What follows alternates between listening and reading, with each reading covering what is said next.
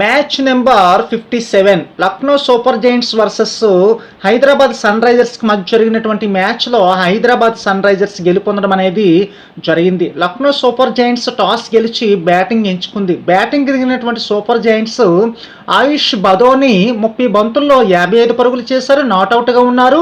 Nicholas Pooran 26 బంతుల్లో 48 పరుగులు చేశారు, నాట్అవుట్గా ఉన్నారు. 4 వికెట్ల నష్టానికి 20 ఓవర్లలో 165 పరుగులు చేశారు లక్నో సూపర్ జైంట్స్గా మనం చెప్పవచ్చు అనమాట. తర్వాత అదేవిధంగా సన్ రైజర్స్ హైదరాబాద్ బౌలింగ్ విషయానికి వచ్చేసరికి భువనేశ్వర్ కుమార్ 4 ఓవర్లు వేసి 12 పరుగులు ఇచ్చి 2 వికెట్లు తీసుకోవడం జరిగింది.